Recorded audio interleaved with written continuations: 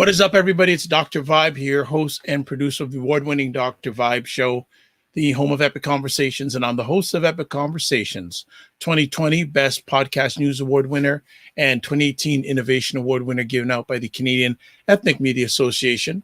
And I host the only online show in the world for fathers and dads that's sponsored by Dove Men Care. It is also co-sponsored by Dad Central, Canada's national fatherhood organization. And I am the board chair of the Global Food and Drink Initiative, which is a multimedia not-for-profit that showcases Blacks in the diaspora that are doing their thing in food, drink, and travel. And as always, I like to say you're blessed, highly favored, a magnet for miracles, and a solution for someone's problem. Broadcasting live August 22nd in the afternoon, a little bit after 5 p.m. Eastern Time. Most times on Sunday afternoon around this time, we're doing Black Canada Talking, where we provide an opportunity for Black Canadians to give their takes on stories and POVs of interest to them, or we showcase Black Canadians. And we're doing today our bi-weekly panel in regards to thoughts about what's going on inside and, today it's all inside this country because there's enough going on inside this country that Black Canadians should be paying attention to. But before we get to our epic conversation, let's say hello to our panelists today. First up, we have Elle Jones. Hey, there you are. Hi, Elle Jones. I remembered to come off mute at the last minute. How are you? I'm good. I'm really tired. This is me after no sleep in 4 days. But so much like happened in Toronto, the police came in and attacked people living in shelters, like short-term shelters that were built. And people got pepper sprayed. They pepper sprayed children. They did this on a main street in Halifax, right downtown. So we've been defending the shelters in the neighborhood I live in ever since. So 24/7, making sure they can't come in and destroy people's homes. And we've made a really beautiful community space. Everyone's bringing food.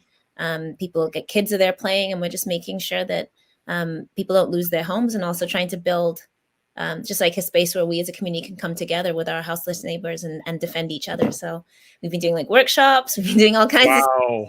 Wow. We organize a space, so it's good. Yeah. When are you planning to get some sleep? Well, I have to do overnight tonight, but then we have a storm coming in tomorrow. So yes, we're dialing down. We're not going to be having events. So I shouldn't say this online. If the cops are looking, we're going to have 1,000 people in the car tomorrow. Okay. We're still going to be watching, but it'll be a bit less intense. So we'll get a time for some rest, maybe. Yeah. Well, for you and everyone involved, please keep safe. Yeah, no, not trying to get arrested. That's for sure. Of course, racialized people already got arrested. Black people got arrested. 24 arrests, which I think is the most arrests at a protest since the Atlantica protest in 2007. And that's actually relevant because it's going to lead into our conversation about the election and what I think is a conservative backlash. So just like right before Obama got elected, we saw, this huge, we were getting all these violent attacks on protests. We're sort of seeing that building again, and maybe that signals something. And we'll talk about that as we move into the discussion today. So, yeah. Fantastic. Thanks for taking the time to be here as always. Next up, we've got Sarah Yango from the nation's capital, Ottawa. Welcome, Sarah. How are you? And greetings from Ottawa, Gatineau. We are full on, election fever. Because as you know, our Ottawa, Gatineau is, the seat of the federal government. And I also work for a media organization. And for all news organizations, an election is like, the Super Bowl. It's the Super Bowl of TV, basically. So, yeah, lots of interesting things going on. And we're going to be talking about the unprecedented number of Black candidates running across the country, but mostly in Ontario and Quebec. And there's a very interesting race that's shaping up in my riding of Hull Elmer. We'll talk about that as well. And I'm also going to talk a bit about that big controversy over in Montreal. There's a very well-known, highly respected activist there who's, his campaign is not starting off very well. So anyway, that's that. Other than that, I'm fine. I'm ready to go. Ready to discuss. All right. And a special guest joining us today, Mr. Robert Small of the Legacy Post. Terry, I had him on a few weeks ago, and he said, you got to find a way of Hey, having me on more often. So, yeah. I did not say that. yes, you did. Yes, you not did. say that. You did. Okay, I'm gonna get receipts. I'm gonna send you the clip. Yeah, yeah, You're I'm gonna- using terms that the young guns are doing now. yeah. Receipts. Well, receipts. Yeah. Just feel like you're gonna play the video guy. Yeah. Well, welcome. And Warren. Hey, Warren Clark is in the Hey. house. Yeah. What is up? Yes. It's like a family reunion day. I'm Yes, loving it. is. You know, this is good stuff. So, Robert, welcome. Robert of the Legacy Post. And Warren Clark, how are you, sir? I'm well. Thanks for asking. Thanks for having me. Sorry I didn't respond to the messages. You got a lot. Yeah, I know you got a lot going on. So we're happy to have you. It was good to see you the other day, though. Always a pleasure. Thank you. We have to talk about that because that was really impactful. Warren had a great event here in the GTA in regards to men, fatherhood especially, and had two gentlemen dropping serious knowledge bombs about fatherhood and their impact. And hopefully some of it will get out for the general public to see in a replay. I have some of it, but he has the whole thing, and it was really good. So we got a great group of very smart people here today. So why don't we start off with the big story one of the big stories going on in Canada today, or this until what, September 20th, the federal election and the recent provincial election in Nova Scotia. So who wants to talk about this quiet I think topic? Elle should go first. I'll start us off on the provincial, and then we can talk about the implications for the federal election.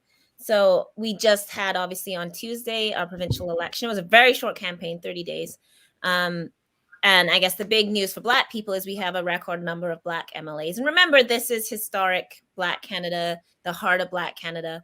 And 4 MLAs out of, I don't even know how many you have, 50 something now. That's the most we've ever had. So I guess that's a positive. We also had a riding, North Preston, which is, of course, the largest Black community in Canada. And all 3 candidates running were Black. So that's the first time ever. Of course, the PC swept. They have like 33 seats or something like that. Don't trust me on my numbers. They essentially swept the rural areas. The NDP took all of core Halifax, and then the Liberals lost, they were in power, and they lost like a ton of seats. But the PCs don't have a single Black person.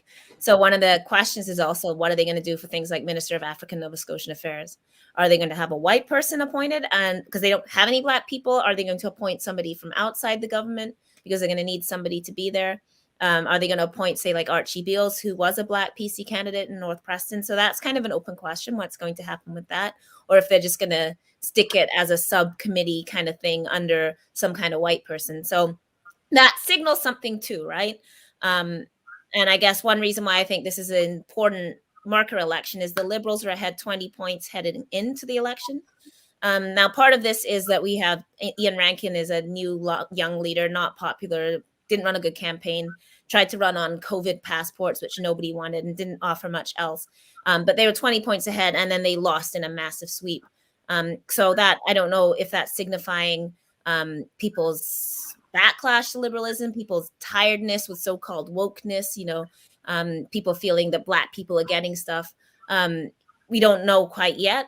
But it does suggest that things are very polarized because, like I said, now basically Halifax, the city, is a huge NDP stronghold and left, and then all the rural areas are conservative, except for like Cape Breton has 1 seat. So we're seeing, I guess, this big split that may tell us something about the coming federal election. Are we going to see that kind of massive polarization, like people moving away from the center, which is what has happened in Nova Scotia, if we want to call the Liberals center, although our Liberals are pretty far right.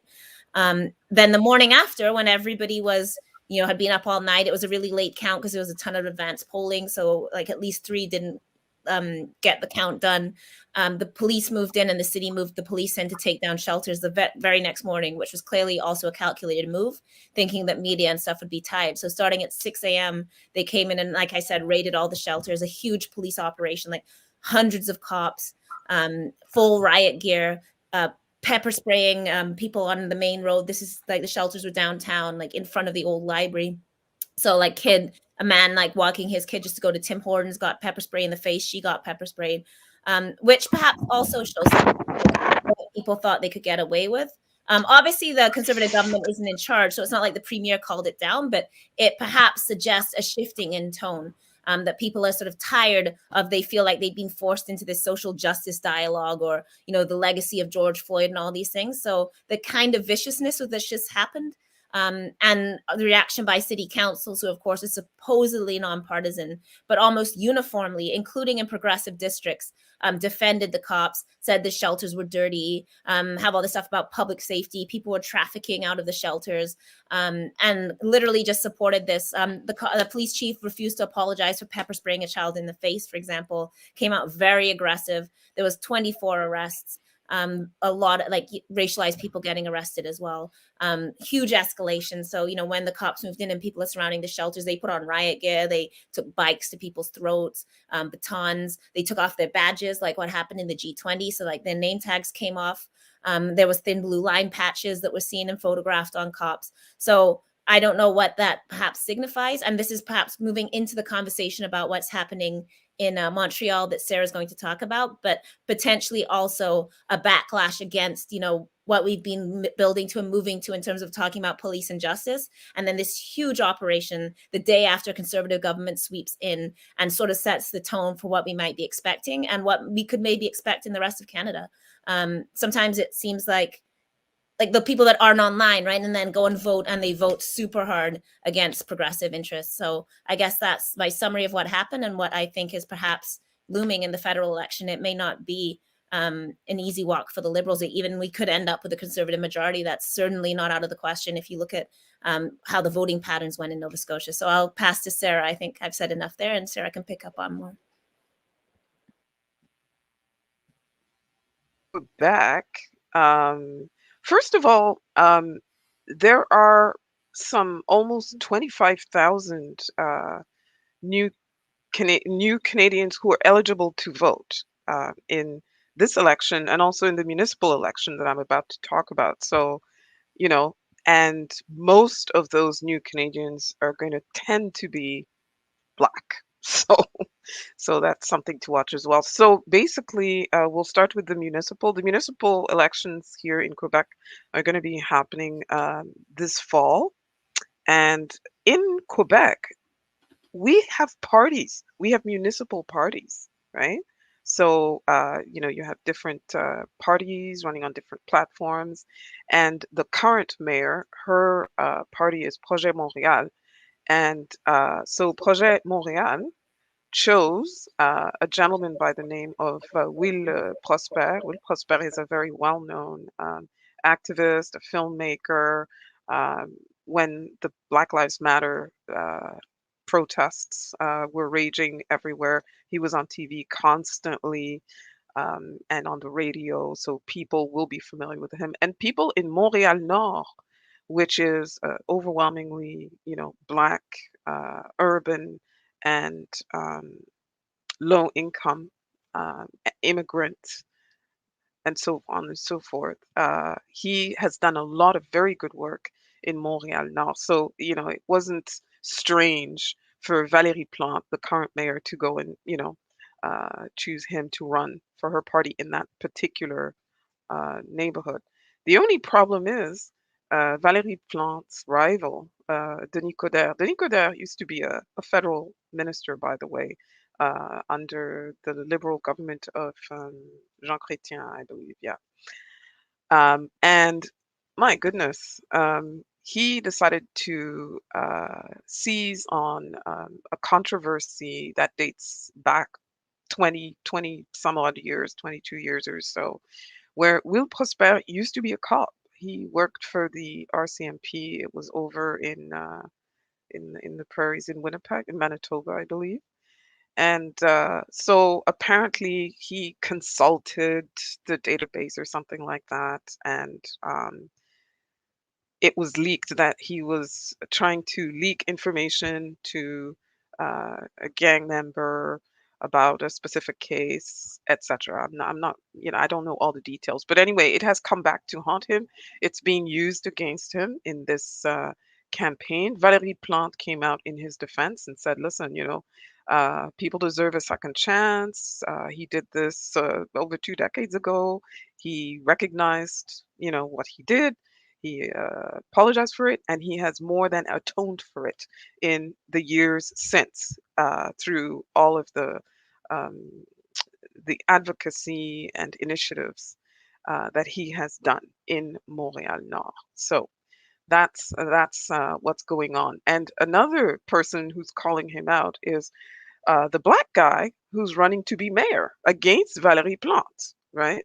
Balarama Holness, he's a black guy too, and so he has blasted Will Prosper for aligning himself with this party, Projet Montréal, uh, because he feels that it is blatantly racist and it supports policies that perpetuate the systemic discrimination in the city that Will Prosper is known to call out on a regular basis. So Denis Coderre is saying, look, a guy like that with the gang problem that we have right now in Montreal Nord, especially, uh, he can't be trusted. He doesn't have credibility, and there's an ethics issue. He should resign, blah, blah, etc.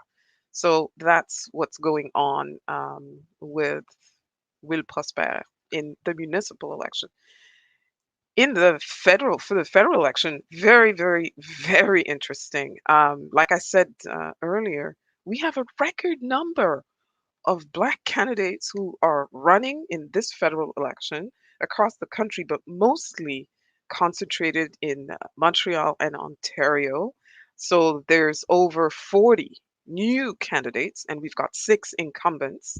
Incumbents. One of them is my MP, who is the chair of the the federal caucus of Black parliamentarians. I can never get the name right for that. But anyway, it's the Black parliamentarians at the federal level. There you go. So he's the chair of that.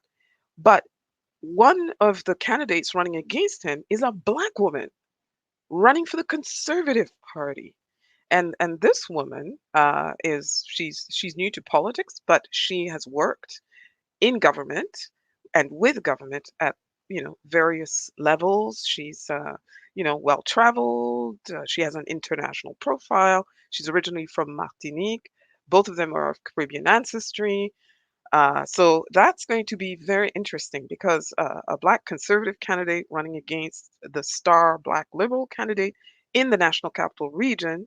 And I should also mention that Greg Fergus, my MP, is also, I believe he's in charge of he's the parliamentary secretary to the person in charge of digital government or whatever. And so, see what the conservatives are trying to do there. Sort of what Elle was sort of mentioning.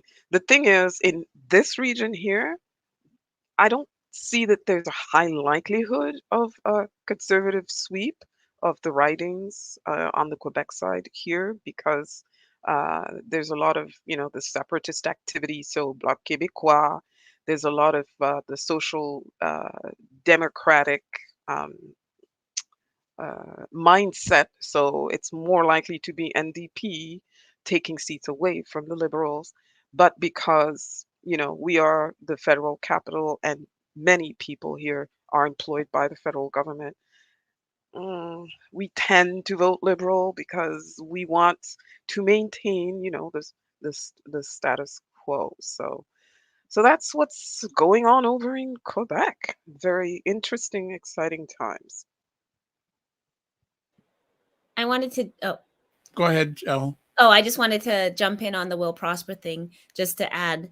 And I was looking at this story after Sarah tipped me to it, that so all they know is that he accessed the database, and then they're alleging that he did so because he was leaking the information to his friends that are in gangs. And there's no evidence of that. All they know is he accessed it. And clearly, of course, this information came from the RCMP. Like, they have leaked it because they're the only ones that know. And he signed confidentiality, so he couldn't reveal it. That's part of the job agreement. Yeah, they set him up. now the RCMP has leaked it in order to obviously damage him. And one thing we were saying before we came on the air is that we all know and have heard and like have people tell you directly that, for example, when their white daughters date black men, like their relatives access databases and will be like, oh, I looked up to see if he had like pimping charges or criminal charges. Like this is not new. Like white people do this all the time. All the time. And there's no evidence. It was never proven that he gave the information to gang members. Like that is a fabrication. They're just making that up and then using that piece to say, oh, this black man, what they're trying to imply is he's a gang member. And then they're basically saying, and we shouldn't elect him at a time when we're trying to deal with gangs. And he was exonerated. There's receipts, You know, and there's that's evidence. faulty reasoning, by the Right. way, because actually previous gang members have a really good record of intervention with current gang members. Like, Yeah. even if he were a gang member, it's actually really productive for people that were involved in gangs to then go and intervene and stop other young black men from getting involved, you know. So the logic is also stupid. But just to add to that, this is clearly an RCMP hit job Set up. Yeah. on this man. So yeah, I just wanted to add that. Okay. Thank you, ladies. Robert Warren, thoughts about the election being called, thoughts about what do you think may happen, what should happen, et cetera, et cetera. Well, I'll go first. I think that we definitely have to realize where our interests lie. Of course, there's going to be blacks in different parties that representing different parties. But also, just because it's a black face doesn't mean they have black interest in there, right? So while it's inspirational to see various black people winning in different for different parties and being involved, we also have to make them, whether they be conservative, liberal, NDP, also rally around the interest of black people. So one party, regards to conservative, probably not, but liberal, NDP, and even Green, I like myself, like I can see myself in any of those three parties, really, just because I can be swayed either way, right? So I think it's up to all those three parties and the Conservative Party really to demonstrate that they have black interests involved and make a genuine and a serious attempt to appeal to the black interests and in order to gain their vote.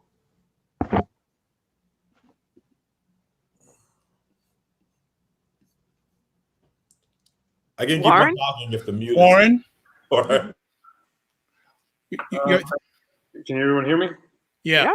Oh, okay. I won't be too long-winded on this topic because my ear has not been to the ground as it usually is on these topics as of late. But I do think one of the things we have to consider from a general perspective is that this election comes at an attempt to purposely and intentionally sway public opinion during a pandemic. I don't think that this is an attempt for the people. I think this is an attempt for serving a party's interest. I'm not going to say which party it is because every time I say a party and then people are like, oh, I think I should vote for them because Warren said, and that's not what's going to happen today. So I think we have to be very mindful of that as Canadians. I also think that, we also have to be considering who this election is for when we talk about from a race perspective. We know anti-black racism thing. This is something we talk about very fluidly on this show. And I also think that we're not going to have the representation of black folk or African descent folk voting in the polls this election. So this is going to sway very much so in a very white dominant, higher socioeconomic class people who have access and are vaccinated. It's gonna encompass all of those tropes. I think we have to be aware of that as Black Canadians. I just wrote down as you were speaking, Sarah, respectfully. I really appreciate you saying. At this point, when you said a star black candidate, it just goes to show that skin folk is not your kinfolk, right? We're all very much so different when it comes to this blackness. I think we should acknowledge that. I'm not saying you didn't, Sarah. I'm not saying, I'm just adding that this facet to what you're mentioning. And you were saying this too. Sorry, I forgot your name. My apologies. First time meeting you there, my friend. Robert. Robert, sorry about that. Thanks, Robert.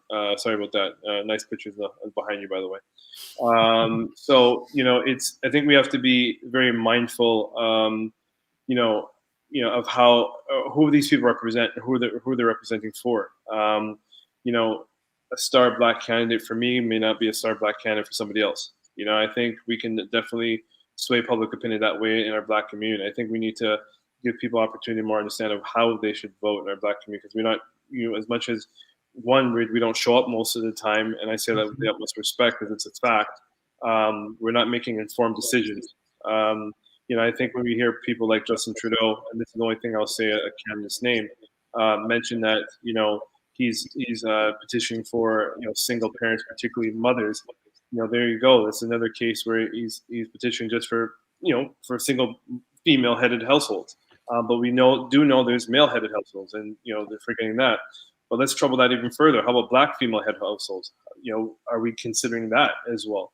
And a lot of the times we don't, because a lot of people don't know that this narrative of blackness in Canada enough to actually make an informed decision for self. If you really listen to people who are talking about the intersectionality, which is something that I breathe and live in the work I do. One person I would mention here I go dropping names I said I wasn't going to do, Jagmeet Singh. But yet yesterday, as I was in the gym, and the headline says these are the candidates who are the face of Canada in terms of the Jagmeet Singh, Justin Trudeau, and O'Toole, and these candidates. And when I look at the percentile associated to these candidates, the image is for white men. The image is for the Justin Trudeau or the Aaron O'Toole. And you think to yourself, Aaron O'Toole just started, right? So why is he so much more popular, than a Jagmeet Singh who's been running for the last few years? We got to think about this in consideration of how the elite are actually encouraging their offspring or their children to vote and how to vote. We're not even doing that much in our community. So what's a real? I encourage, and I shake the tree purposely. What is a star black candidate? How do we define that? How do we give life to that? How do we encourage our black community to understand the necessity to vote, right? Are we even having these conversations in our household to say, hey, this is a candidate. This is what a candidate is doing. This is politics. This is what politics do. We don't have those conversations, and this is not to blame the black community, but this is something we need to consider. I told myself I wasn't going to talk a lot, and I just did. So I apologize. Here I go. So can I jump in? When I said star black candidate, I'm sorry to finish my thought. Sorry. I think that's important too, right? And then that's an example of how we create solidarity within our community. If we can't finish thoughts, then how are we going to hear each other? But I'll stop. Go ahead. No, I didn't realize you were still gonna. Yeah, I had a rant, but it no, stopped. keep going. Keep going. Go ahead. Go ahead, Sarah. Okay, so when I said star candidate, I said star candidate because that's the way the party looks at it. That's their star black candidate. Just like Ahmed Hussein is their star black candidate in the GTA, etc., etc. He's a minister. He's the first Somali. This. So when I said that, it wasn't me saying, oh, black people should look at this guy because no, that's not it at all. And Greg Fergus is not running as, oh, I'm the black candidate. That's not how he's running at all in Hull Elmer right here at all. No. But in Quebec, we say c'est un gars de terrain. The guy is on the ground, on the field, and has always been. So it's not like, out of nowhere and all of a sudden, there he is trying to get elected, etc. I do agree with you about there are not enough conversations about the importance of voting and participating in the democratic process, right? And voting is part of that. Voting is not the only part of it. And that's the thing. It's only when there's an election now that black people want to start talking about participating in no. It's what, like things like what Elle does with advocacy, that's part of participating in democracy. And we should take accountability as a black community. The churches that keep talking about, oh, well, we don't want to get into politics. Excuse me. When you're talking about a woman's rights to, women's reproductive rights, and you're wagging your finger, etc., that's politics right there. And you're the people who are going to go and vote for a party that's going to take away that right. So don't talk to me about you don't want to get into politics because you're the church. And that's also forgetting the history of the involvement of the faith community in advancing democracy. Just go across the border and look at, who pushed the civil rights movement forward.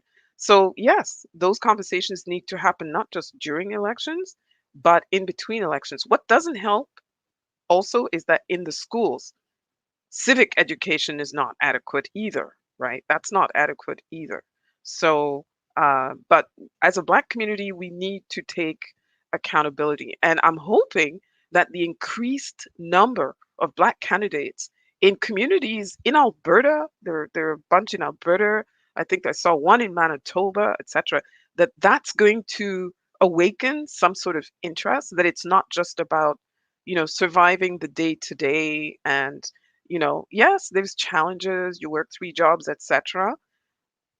But while you're deciding not to take part in the process, somebody else is making that decision for you. That's the problem with that. So yes, there are challenges, but I don't know if you heard the announcement by the Chief Electoral Officer of Canada this week. I think it was on Thursday that he came on to explain things are going to be done a little differently this time around because of COVID. Uh, Vote by mail is available for people. Advanced voting.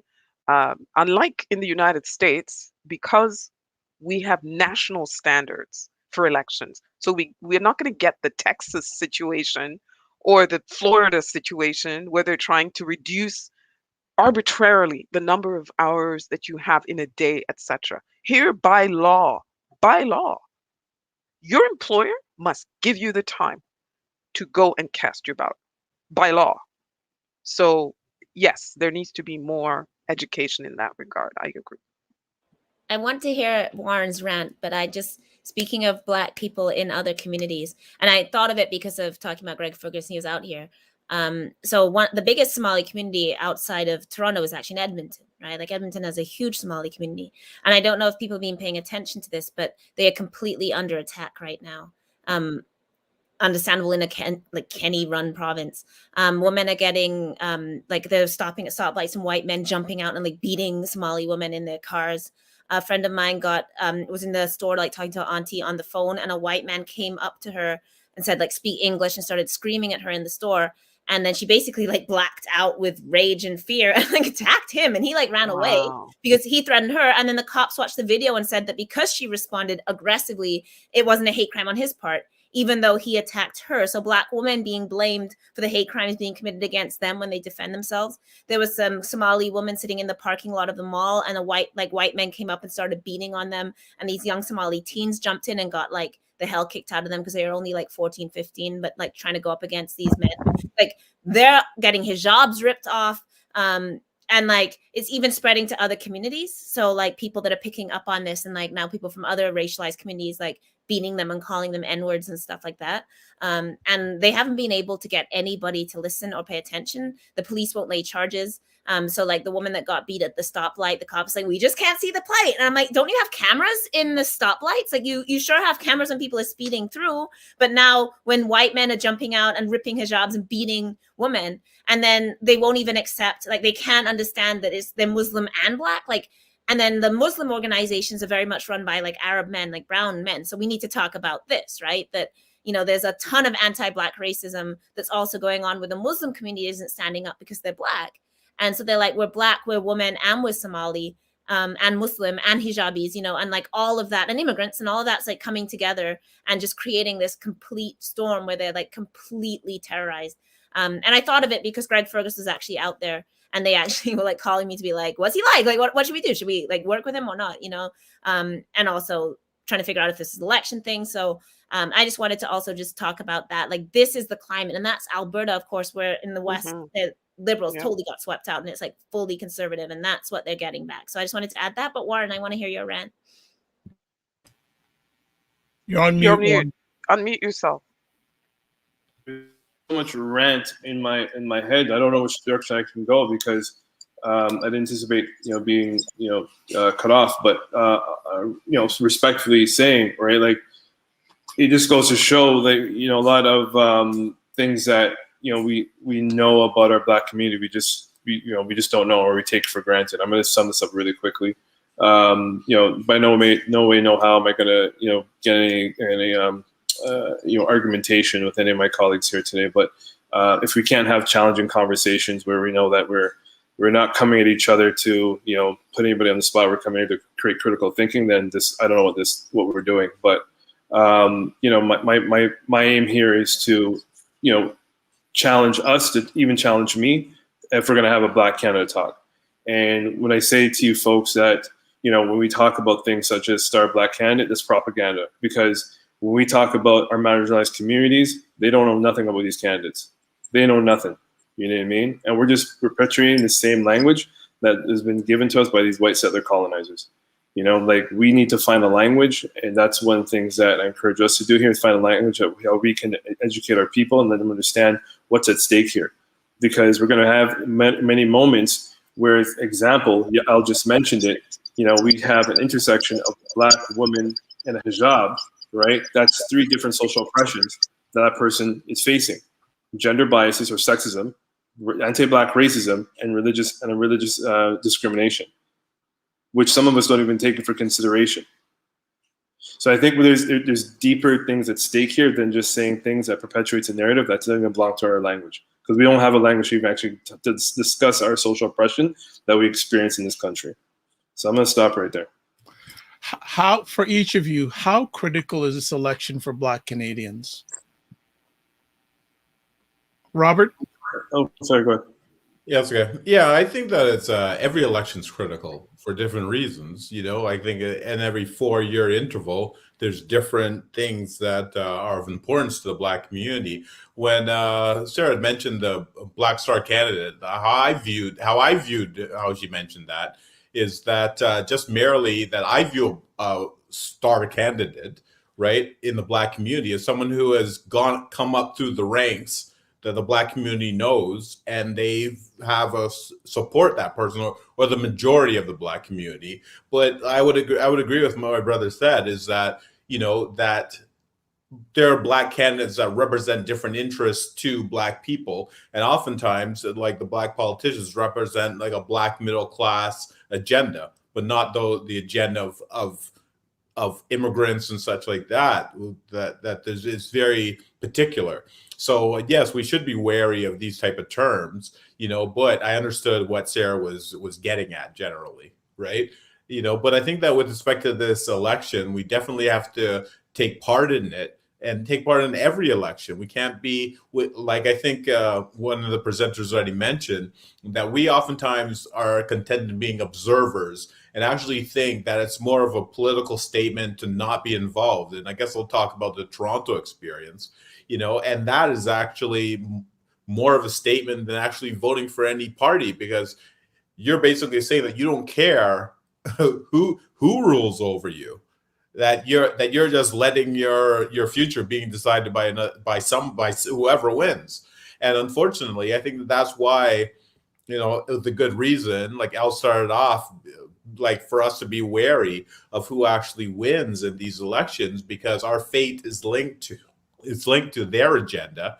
And if there's a PC agenda and they're a predominantly white man and they win, like, there's no reason to consider your interests, if you didn't vote for them, and 2, if you're not like them, right? So we definitely have to realize what our interests are and vote as collectives, because in a capitalist society, we have to you're voting for your interest as a collective, right? So we just really need to be involved.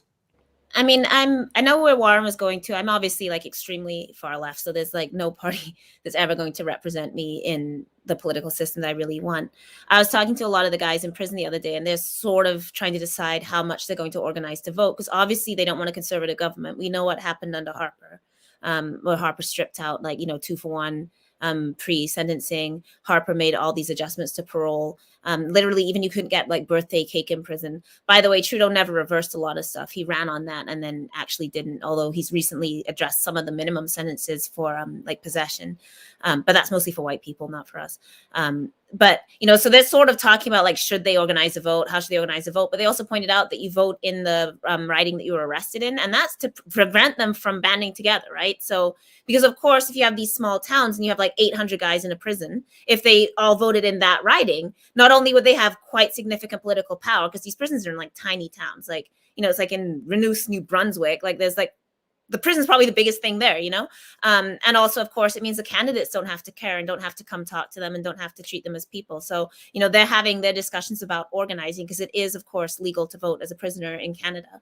But yeah, I think that my position is always that our work has to be sustainable inside and outside of elections. And I think too much of our energy is spent on asking the government for money. Like, and especially as we've been getting money, I've seen a lot of our organizations just turn to like, literally like, let's just ask Trudeau, like, let's just go to the Prime Minister and ask for this money. And we've been getting some money chucked at us. Nothing significant compared to the billions we spend in Afghanistan, making war, or, like the trillions we spend on this stuff, like 300 million or whatever we get at most is nothing. It's a drop in the bucket. So like, let's not pretend it's, significant compared to what they value, what we spend on the prison system, like every day, so, but like that isn't necessarily or at all trickling down, right? That why are we seeing no adjustment to the fact that we have so many Black people in prison, so many Black women in shelters, so many Black people, Black youth without jobs? Housing is completely out of reach, not just for people living in poverty and social housing, but like for middle class Black people that can't even dream or think about having a house. And we don't have that generational wealth built up where like our great grandmother left an RRSP and we have a down payment, right? Like we don't have this kind of thing because we've been prevented from getting it. So even if we're a doctor or lawyer, that doesn't mean that we still have like wealth because we haven't been able to put it into housing. So I think Warren's point is like, importantly taken, right? That if our only goal as a people and as a community and as a nation of Black people is to ask the government for things, don't be surprised when the government changes and those things don't exist, because they giveth and they taketh away, as they say about the Lord, right? Like that whatever money that you're given, if the Conservatives want to come and not follow through that promise, then where's our organizing? We still have to be able to be putting people in homes no matter what. We still have to be organizing no matter what. So whatever we want to do, whatever government's in power, if we're not in our communities on the streets, like organizing against our landlords and organizing against our bosses and organizing for our life, then it doesn't really matter who's in power. They will always run roughshod over us, as Robert's saying, right? Like they don't care about us. Like our vote isn't huge. It's getting bigger now, but like they'll throw a couple of things, they'll sprinkle some things, but like unless there's like, who is seriously talking about migrant workers? Nobody, because they don't care. No, who's talking about international war when they make war on Black people across the world and like causes the refugees and then we don't want to take in? That's never on the platform. So we couldn't even get candidates in the last election to condemn like the bill, the anti-hijab bill. Even like Jagmeet Singh, who wears a turban, wouldn't condemn a law about brown people's like religious expression. So I think, if we get just solely bound up in this question of like politics is election, then that's why it's one way to keep us powerless. So whether we vote, whether we don't vote, like we have to organize outside of the election time too. And I stand firmly on that. So I think that's an important piece. I'm going to jump in there because usually I just stay back, but I have to not only agree with what's been said, but I think that's where we need to take our conversations. We can't just side with the narrative where we're just directly, indirectly making comment on people who may or may not represent us, because all we're doing is perpetuating and continue to normalize what the Black Canadian experience really is, which is this lot is for you, but it's nothing big and it'll never get big, right? Like we need to organize ourselves. We need to understand our social capital within our community. Our social capital within our community is very low. We don't even realize that there's not enough, supports for our Black youth in education.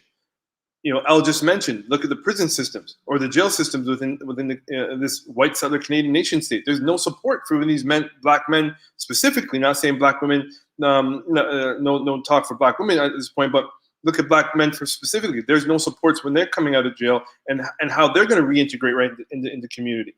And even if there's support, there were supports I've seen over my lifetime where funding stripped because of a new government that went in.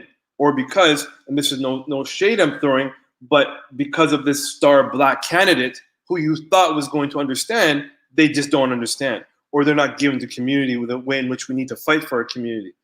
I'm not throwing shade, but I'm pushing the envelope here respectfully, because we're on a platform, the five of us, who can speak on this matter and educate those people who are going to watch this now or later on.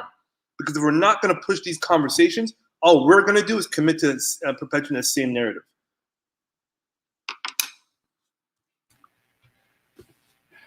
Sarah, you want to add? You're on mute. Oh. Go ahead. Oh, Muted myself again. No, not on that. I'm more interested really on in people knowing why they should participate. Yes, the election, but I did speak about in between elections. What are you doing in between? Holding the people you elected accountable for the promises that they made, right? But again, people need to know what they're voting for federally, because I've heard as a community radio person here, and I don't know if you listen to Black on Black, but we have activists on there constantly.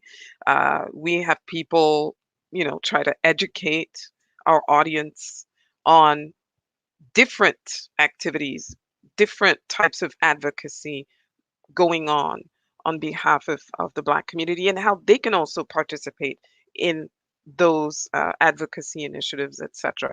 But I'm always shocked at how people are going to talk about, oh yeah, the schools, and no, the schools are municipal. They don't even know that federally that's not what you're voting for. So already there, they need to understand. Elle talked about international issues, foreign affairs, the refugee, the plight of our refugee population, immigration, visas, getting visas. How many people in our Black community have not been able to get visas for their family to come here for very important events outside of the pandemic. Even before the pandemic, we were having this issue with the government of Canada. Well, if you didn't know that, in the federal election is where you should be pounding candidates of all colors, not just the Black ones, but whoever the candidate is in your riding, about issues like that. You should also be, beating them over the head about issues like all those undocumented migrants who came across the border to help with the effort in the long-term care homes. Here in Quebec, that is an issue. This should be a very loud election issue. Why has the government not sort of sped up, processing their papers, their documents? Why are so many of them still without status? Also, migrant workers here in Quebec, same issue. I think there was a strike. I believe it was in Quebec they went on strike because of the working conditions there. These kinds of things, these issues with the migrants are as a result of um, agreements with other countries. So there again, foreign affairs, So make sure you know what issues are under federal jurisdiction. Defense, Canada's involvement in conflicts around the world. I think Elle mentioned Afghanistan or Middle East, but in Africa as well, in Mali. Canadian soldiers were in Mali. They've been on keeping peacekeeping missions in the Great Lakes region. Okay, that's our tax dollars. We need to have a say. So basically, it's about having a say and making sure that these people understand that you are here to also protect your interests. Yes, during elections, on election day, and outside of elections. After you've voted them in or not, you're going to beat them over the head with the same issues. Good stuff. Good stuff. Just want to ask, in regards to the conversation, we did have another conversation topic. I don't know if people can stay a little bit past, or we can just continue that to the top of the hour. But I want to ask then, some of you have mentioned, some of you may not have mentioned, so put yourself in the lives of Black Canadians. When the candidate comes to their door, what should they be asking that candidate? Go ahead, Warren. I want to hear you first on this one. Take yourself off mute, my brother. Yeah, that's first off. I don't think we should be putting on mute. I don't think we should be putting that pressure or that. Let's put that. Let's just say pressure, for lack of a better word, on the candidates. It's not for them necessarily, but I will entertain that question because you're asking the question. Sure. I think what's most important for Black candidates to do is to actually discuss what the agenda of the bigger party is, because some people don't know NDP, they don't know Conservatives, right?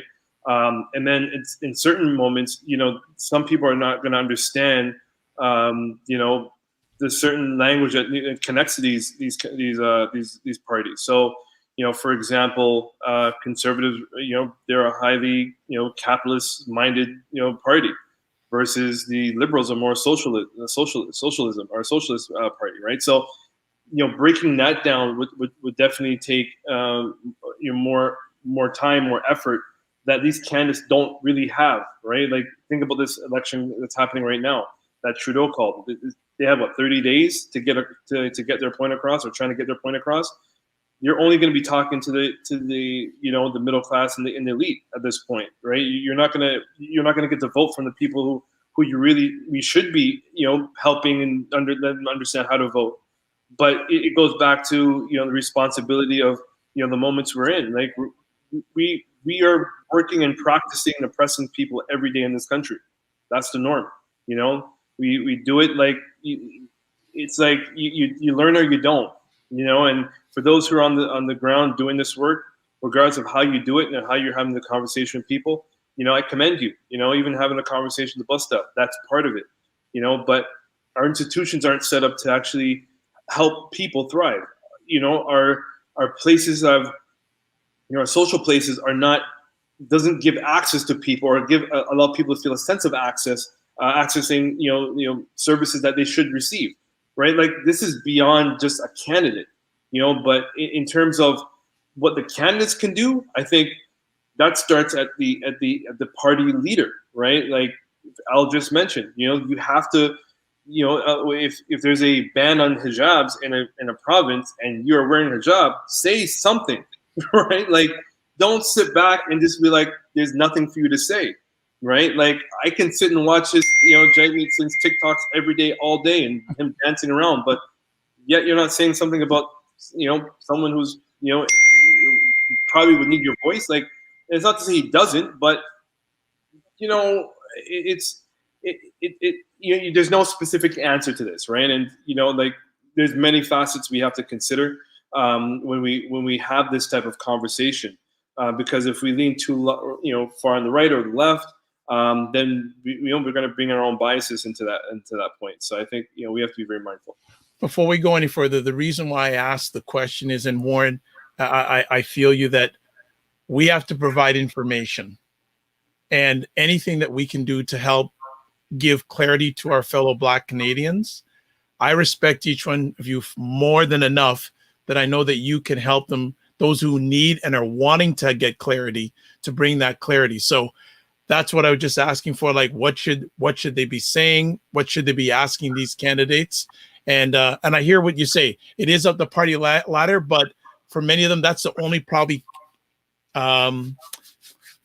exposure or opportunity they may get to ask it. So I didn't want to make it an inconvenient question. Yeah, just really quickly. But the other thing too, right? Like, sorry, Sarah, just really quickly, is talking a truth that, the community needs to hear, like, many of these candidates, if not all of them, I'm not going to pinpoint anyone, they're not speaking a truth that needs to be discussed. They're only coming in partially saying partial truths that speaks to partial issues, right? Like, that's another issue in itself, right? So I'm going to stop there because I see Sarah's hand.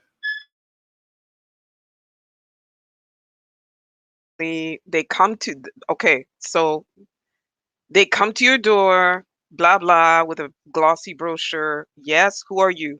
First of all, this person is going to represent your riding, okay? Remember that before they get to the House of Commons. So what is their record in your riding?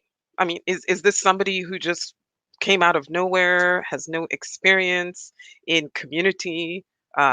You've never seen them in the community, they're not involved. And I'm not, when I say community, I'm not just talking about the Black community. I'm talking about the community in general. You know, like you haven't, you know, you've been out and about, you've never seen them, they came out of the blue. You have to ask them about their record in the community and their experience, and then find out why it is they are running, what they think that they can bring to your riding to make your life better, to make your neighbors' lives better, to make the entire riding's life better. Okay, so after that, then you can ask them, you know, the general questions about, you know, the party platform, etc. But when you're asking them that question, ask them that question based on what is most important to you. What is most important to you? If you're here in the National Capital Region, maybe, you know, you're a public servant, you're interested in, okay, so what's going on with the Phoenix system? Are you people going to fix this if your party gets into power? If you as an MP with constituents who are mostly public servants, are you going to push to get that fixed? Right? If it's a community where you have a lot of, you know, a large newcomer population, for example, and, you know, you're worried about, you know, things like, you know, visas and getting status and that sort of thing, you should ask them about that. Ask them the tough questions about the things that matter most to you, to see, and ask them, yeah, you know, what are you going to do to earn my vote? Okay, good stuff. I'll go to Robert next. Yeah, I think I would agree with both what specifically what Sarah was mentioning, but also what Warren has said as well. You know, with regard to what Warren said, picking up on one aspect of the many things that he mentioned, I think that it's important for us to be educated about what our interests are, individually as well as a collective. You know, I think that it's important that we can have the individual education, but also talk about the situations of migrant workers, let's say in Ontario, Nova Scotia, and Montreal, the similarities. I'm sure that during COVID, there's many stories going around that the immigrant workers that were coming there, you know, had a hell of a time, you know, getting medical care. But because we weren't galvanized around those issues, like they were pretty much well left on their own to a certain extent to try solving it if it was ever solved, right? So I think we do need to have like a national discussion about what our common interests are and our common issues are, and then educate our community members. So when that knock comes on the door, yes, you can have your individual issues about, you know, within your specific region, right, and your specific area that your politician can address, but also what they're going back to what Sarah had mentioned, knowing what collectively, if you have interests with the migrant workers, immigrants, immigrant students, they have many different issues as well. Then you can ask some different questions that relate to federal, provincial, as well as municipal governments and how they can address those other issues that you're interested in.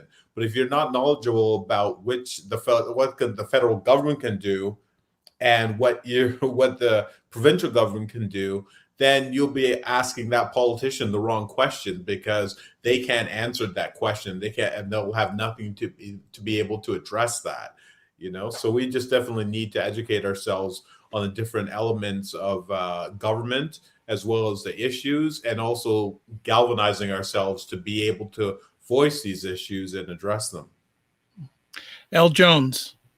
Well, first of all, if you live in some kind of like super black building in a super black neighborhood, I challenge like I want to see documents of like white candidates coming to your door, you know, is what I'm saying. Like, I don't know that white candidates be traipsing through like the super hood or whatever you want to call it. So yeah, I mean, first of all, do the candidates come to our doors? I think a lot of buildings they skip, especially if they think it's like, you know, people don't speak English in that building or it's scary.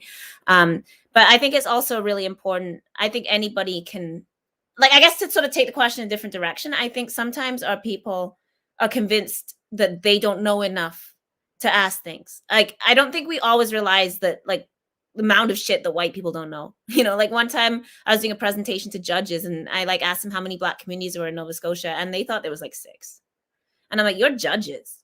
You don't know that. Like, I can't come in front of you. I'm like checking what I'm saying with a ton of lawyers so that I don't make one tiny mistake and you dismiss me. But you think there's 6 black communities when there's like 50, you know, like, so we often think like white people must know these things and that we need this kind of education and we don't advocate for ourselves. So like Fatuma, Abdul's sister, like when she stood up to Trudeau, ever since then, she's all about confronting politicians because she found her power there and she knows she can. And she's always like, I'm going to go in front of like Trudeau. If he comes near me, I'm going to tell him about like people on deportation orders. And she's not, like, she's an ordinary black woman that's lived a really terrible life because of oppression, but she has her voice. So I think it's also really important that there's no special degree or special magic or special knowledge. Like, black people have great instincts. Black people don't necessarily know something to know something. Like, you know, we just have our finger on thing, no matter how much education you have or don't have or whatever the fuck. Sorry, whatever. Like, black people just know, like we have an understanding of racism in our bones. There's nothing any of us can tell the person cleaning toilets at the hospital about what systemic oppression looks like. They know. So it's also like we need to trust ourselves and know that like we have a legitimate voice, because I think often we have this like low self-esteem around that. And then the last thing I would say there is in response to, yeah, do we need a collective voice? I mean, it's difficult because as Warren's been talking about, what we call collectives is often very class, right? It actually means the educated classes who are speaking on behalf of all of us. And we all do that. Like, we're doing that right now, you know? But yeah, I mean, there's a good read that, you know, we've become social workers in a lot of ways, which is important because our community's in crisis. So we respond to crisis, but we never build political power. And then every election it's played out that we have no real political organ. Rocky was talking about this, like Rocky Jones in the 70s. That's why they were trying to form Black United Front, so that we actually had a way of channeling.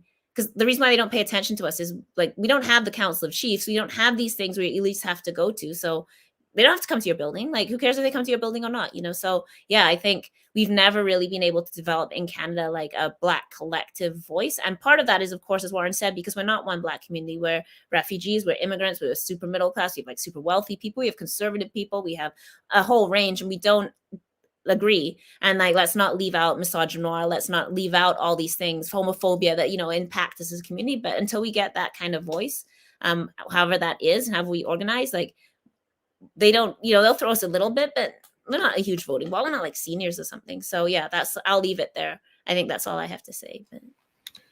Okay, well, unless anyone else has anything to add, I think I'm going to shut it down there for now. Go ahead, Sarah. You are on. Oh, go. There we go. Yes, please make sure that you go to elections.ca and make sure you are registered, okay? Because, you know, the number of people who, you know, they show up on the day only to realize, oh my God, I'm not registered. And especially people who are not eligible to vote last time, but are now eligible to vote this time, please go to elections.ca. And by the way, on that website, you're going to have all the information that you need on the different ways you can vote, what all the deadlines are, where your riding is, and all the candidates running in your riding, so that you can research them for yourself to find out, you know, who piques your interest, so that should any of them come to your door, you have a sense of who the hell that is in the first place, right? So, Robert, go ahead. Yeah, I was going to ask. I was going to ask Al with respect to the black MLAs that were elected. Were they elected predominantly in from like black communities like North Preston, or was it that or places where there are pockets of black people that could sway the vote either way? So the next neighborhood over to me, that's a Somali man, Ali Duarte. So that's mostly like, there's a black contingent in that neighborhood because it's like some public housing. Sorry to put it this way, but this is kind of how Halifax works. But no, that's actually probably white people that elected. Very hair's breadth to the NDP. North Preston, yeah, Angela Simmons for the Liberal Party. Tony Ince got reelected, who was formerly the only MLA. He's out in, oh my God, Cole Harbor, Dartmouth, Cole Harbor. Yeah, Cole Harbor. Yeah. And who's the fourth? Sarah, who am I forgetting? Is it Hanson? Oh, Susie, of course, Susie Hanson, North End. So that's now Black City Council Lindell. That's Lindell's Ward 8. And then also now Black MLA. So that's sort of the one. So yeah, North Preston, and that's where the square is, which is where Africville residents went. So sort of two Black strongholds, one, I guess like normal, I don't know, like middle class, like residential.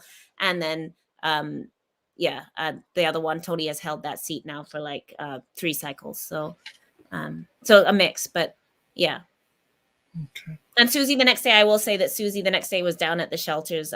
So like got elected. And then like the next morning at 6 a.m., they were down like defending people's shelters on the Wednesday while people got pepper sprayed and stuff. So stepped up right away. So, I mean, she's good people. I know Susie really well. We'll see. I mean, I'm always like, we'll see when people get into politics. And one of the things about, I guess, being like my age is like, you start to have friends that are now coming into like power positions. And you're like, you know, I knew you went, like when we were like doing these things, like, are you gonna, you know, like, so it's like a kind of interesting position when you know people, you came up with them and you work to them in all these ways, and then they go off and do these things, and then you have to like side eye them and be like, you know, I love you, but I might have to, you know, we'll see how things go. So that's the other thing. But I mean, that is not undifficult for Black people, right? That we have our personal solidarities, and then it's political, and that's something our community really struggles with, right? That this move from like, I like you, you're my friend, you might be a good person, you might go to church, but you're voting against something, and now I have to come for you. And then it becomes like, how could you do this to me? And it's like,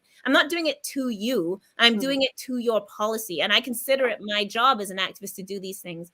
I don't relish in like making your life miserable. It's not about you, but I have to have the courage to stand up. If people in prison are saying like, this is happening, I don't care if you're a Black justice minister or whatever, I have to go for you. So that's also like a huge problem. As we get more people in power, I don't think we've handled the idea that we have powerful Black people, we have Black ministers, we have all kinds of things, and how we deal with that as a community is being very difficult and a source of a lot, as we know, a lot of contention. And this is some of what we're talking about with these class issues and stuff, right? And like, how do we deal with, like, what would we do if we had a Black prime minister? Would we just be like, oh great, we have a Black prime minister, let's all sit down and shut up? Or would we be like, we have to challenge this person? So we also have to really think about what traditional power means and how that fits with some of our other goals. And I know Robert wants to say, I've talked a lot, so Robert, go ahead. You haven't talked as much. Yeah, no, it's okay. I'm feeding off your energy and everything, right? So, no, but the one thing I would say is that, you know, going to what Elle's talking about, I think we just need to have a thick skin and to realize that our personal affiliations have nothing to do with our political beliefs, right? You know, when Elle and I first got into a discussion with ourselves, like, you know, we had an issue that we had between the two of us, right? And that's how it started, right? And I didn't know her from the beginning, but ever since we fleshed that out and I realized where she was coming from, she realized where I was coming from, and even in slight details we might disagree on certain details, but we know that our collective interests are what bonds the two of us, right? That, you know, that we have different approaches, but I understand where she's coming from, and we just bond on that particular aspect of it, right? And we've been like texting each other for the last 2 months. And I like, it's really beautiful, right? Like, Black people can dispute, and then if we come to each other as community and talk, we actually can work things out. Like, we have. And we don't do enough of that too, I think. And I'm guilty of that. You know, I'm totally like hardcore and I'll go for people, you know.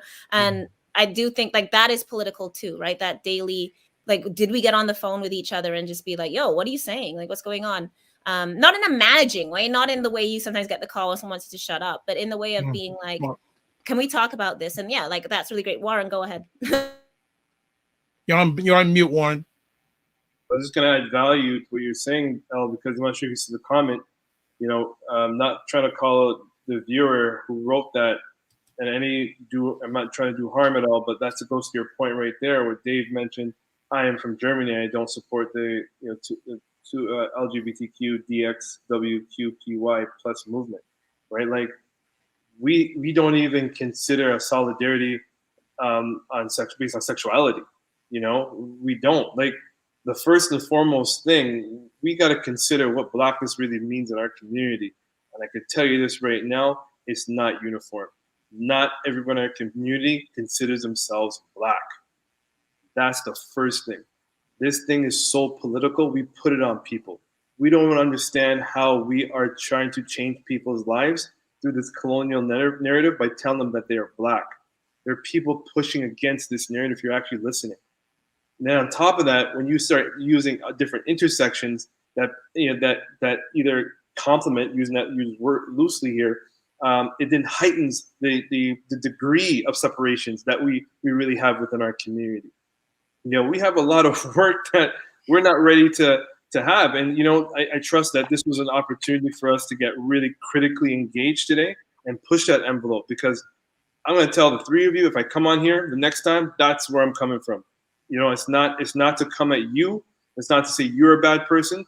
I'm allowed to disagree with your politics and then still say I love you as my brother or sister. Mm-hmm. If you don't understand that, and next time I come on here and I bring some fire, if you think it's fire, then hey, get burned, because it's not meant to burn you. It's meant to critically engage with you.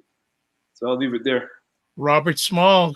Yeah, I agree with Warren, and I think everybody else agrees with him too. And the one thing I would like to say, if you're in this working in the black community, expecting like an easy ride, you're in the wrong business. Just leave if you are going to take things personally. Okay, like I'm doing a poster for black kids and I get criticized. Right? So. You're going to get criticized no matter what you do. So if you have a thin skin and you get, you feel, oh, you're coming after me, I thought you were my friend and stuff like that. Like, goddamn, the bottom line is, like I always say that I need 20 between 15 to 20% of people that don't like what I'm doing, right? And that hate it, and expect like 85% to appreciate it. Right? Because you need people to say things to you against what you're doing, because there's certain ways that you might be doing something wrong, that you can't have a blind side thinking that you're doing everything right.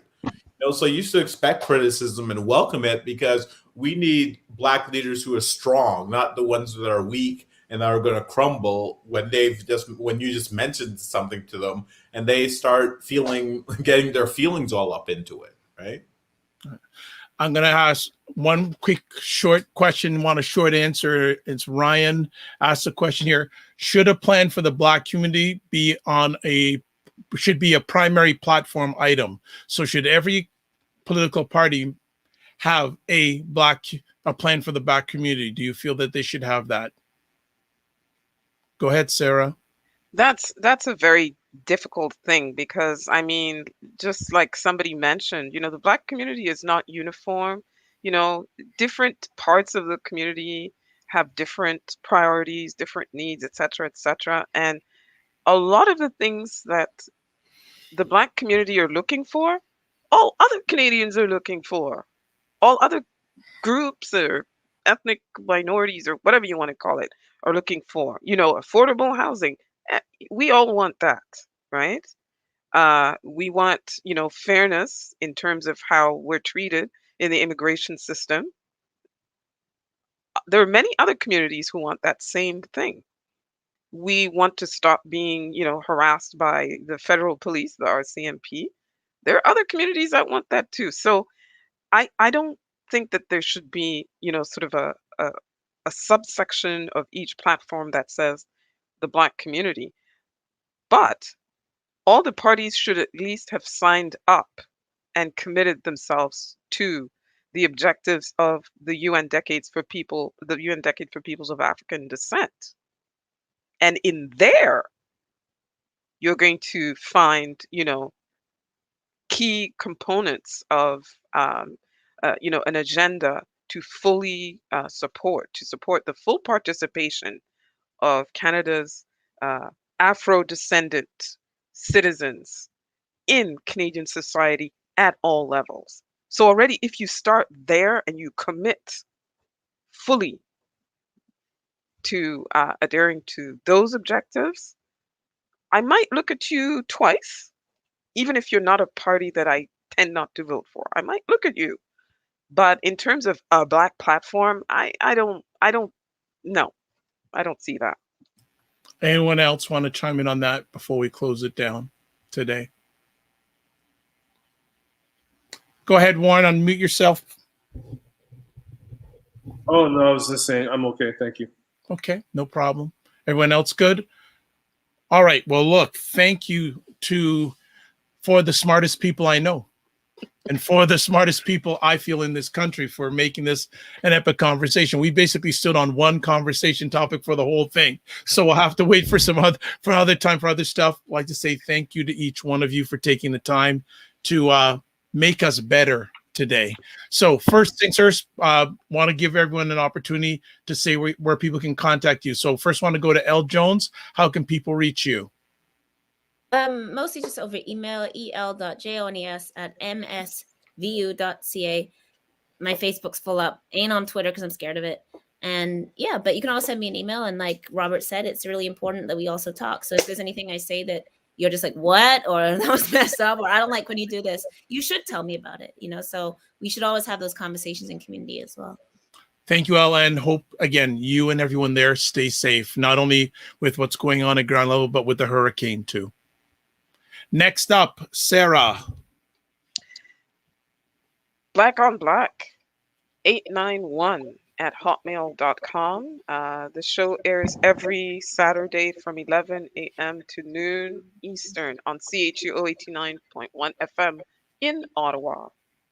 Thank you very much. Next up, Warren Clark. You can reach me at warrenclark.ca. See, it's a simple and easiest way to reach me. I echo what El said. If you need to challenge me, ask me questions, clarify, or say, hey, Warren, these are my views, and please, I accept that, because what the hell do I know? I'm just a guy with an opinion. So, talk to people soon. Take care. Be safe. Smart guy with an opinion, by the way. And last but not least, Robert Small. Yeah, well, people can reach me at rsmall@thelegacyposter.com, and I'll continue what everyone has mentioned, that if anyone has any issue with anything that I said, forget you, I'm going for it anyway. No, I'm only joking. Feel free to email me and everything like that. And criticisms always make us all better, right? And if we're professing ourselves as that we're somehow leading the Black community, which I wouldn't say that I am, right? But if it's in doubt upon us, we need to respond. So rsmall@thelegacyposter.com, and get my poster, the www.thelegacyposter.com, so you can go there and check them out. Thank you very much. Dr. Vibe here. Best place to reach me is via my website, thedrvibeshow.com. As always, note that I am the 2020 Best Podcast Award winner, and also 2018 Innovation Award winner given out by the Canadian Ethnic Media Association. Hosts the only online show in the world for dads and fathers that is sponsored by Dove Men Care, and also Dad Central Canada's National Fatherhood Organization. And I am the board chair for the Global Food and Drink Initiative, a multimedia not-for-profit that showcases Blacks in the diaspora. They're doing their thing in food, wine, and travel. Like to close out as always with this: live your life as a dream. If you can dream it, you can make it. Sometimes you have to get small to get stronger. Block assumptions and aim bigger, aim better, aim higher, aim wider. Love, faith, and respect. And remember to give yourself grace. I'd like to thank everyone who watched this live or will watch it replay-wise or listen to it replay-wise. And thank you to BIA Media for the great production today. God bless. Peace to all. Keep the faith and walk good.